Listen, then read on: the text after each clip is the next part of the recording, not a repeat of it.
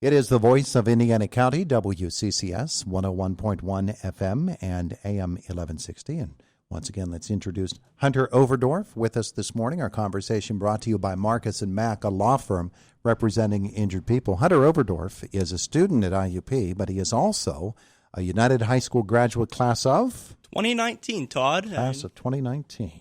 Yeah, so I joined the school board in 2019 as a write-in candidate. Over 100 votes at the polling place that I was at.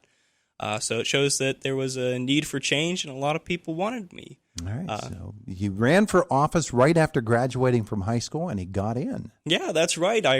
6 months after graduation, I hopped right back into the United community, and it's been a pleasure serving my constituents for almost 2 years now. Everything that you expected? Not everything I expected. It's a little harder job, but I willingly do it, and it's a great thing for me to do in the evenings. All right, so you have an idea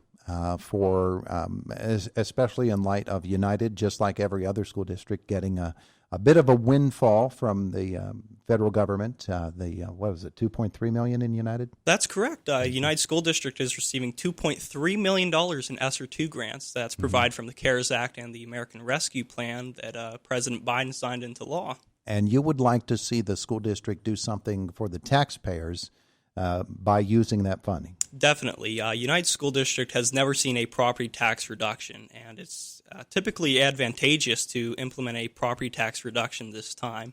I'm looking to do a 0.5% reduction for the constituents, which will save them an average of $15 per every property owner. Mm-hmm. Okay. So, and that would be an annual That would be savings? Yes, correct, Todd. That would be an annual savings for taxpayers and property owners within the district. Mm-hmm. So, what are you hearing about it?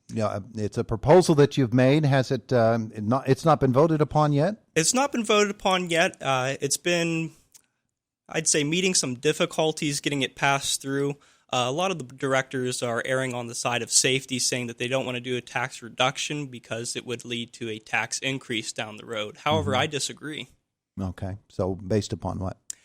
Well, typically, this tax reduction is, like I said, advantageous right now. We're receiving the $2.3 million in ESSER 2 funds, and also the reduction would lead to a minuscule $22,250 loss. For perspective, United School District spends $24,000 per student. So that doesn't even amount to a student's education for a whole school year. Mm-hmm. Okay. So what have people been telling you about it? We know that there are some folks that have difficulties with it, problems with it, and are in opposition to it, but you have mounted a petition? Yes, that's correct. I have mounted a petition. If you go to hunteroverdorff.com/reform-now, you can actually sign the petition to show the board of directors that this tax reform has support amongst the constituents among the 4 townships United represents. Mm-hmm. All right, so you better spell Hunter Overdorff for people that are going to look you up on the internet. Yep, that's right, folks. My name is a long one and oftentimes difficult and misspelled. It is HUNTEROVERDORFF. All right. Now, within the school board, I'm assuming that you've got some supporters as well. That's correct, Todd. I do have one supporter. I'd like to plug his name, Mr. Gary Arblaster. He is a financial planning expert. He's worked with finances for well over his entire career. So I found it quite humorous, actually, that the only member of the school board that supported me was the one that works in finances on a daily basis. All right, so when you came up with this plan, obviously you don't just pluck this out of the sky. You had to put some thought into it. How did you come up with the formula that you decided upon? Yeah, definitely. So I actually gave a presentation to the school board. It was about 10 pages, and it outlined the history of United School District. And what really drove me to this is that over a 10-year period from 2006 to 2016, the United School Board elected to increase levied taxes by a whopping 49.7%. That's nearly 3% every single year, along with the fact that United School District has never reduced its property taxes. So it's quite difficult for, I'd say, our constituents to continuously pay the high taxes that we require of them, especially when 40% of our constituents are below the poverty line. Mm-hmm. As you have discussed this with other members of the school board and other members of the community, I'm sure, a part of the discussion, I'm assuming, has to do with the power plants and what they're able to contribute. United would stand to lose substantial income because of the loss of the power plants should the Regional Greenhouse Gas Initiative take effect and those plants be forced to close. Have those issues entered into your discussions? Those issues have actually rose in the past. United School Board, we actually sent a letter to the advisory board that was reviewing all the RGGI comments, and we signed in support of not moving forward with RGGI. However, we're also going to see a minuscule loss there as well. Our superintendent projected that we would only lose $11,000 a year with the loss of the power plants, which comes to a surprise since there's 3 power plants within our district. Mm-hmm. Yeah, that does come to that's an interesting formula there. So those discussions have come up, and you have bandied this about with other members of the school board. Has it officially been introduced as an approval, as an item on the agenda? No, we haven't formally put it on the agenda yet. We're still in discussions of our budgeting season. We have a few more meetings upcoming here. But I've introduced it to the school board about 3 times now. The first 2 ones, they kind of just wanted to think about it. And then the last one, when I brought it upon, when we talk about our taxes, whether we're going to do our increase or decrease or just stay flat tax, what we haven't set, it was kind of met with opposition there. Like I said, Mr. R. Blaster was the only one kind of showing support for it, and the others erred on the side of safety, saying that they don't want to increase taxes in the long run. So you were going in discussion form and not in form of a motion just yet? Yeah, it was kind of just an informal discussion. It hadn't met the agenda yet.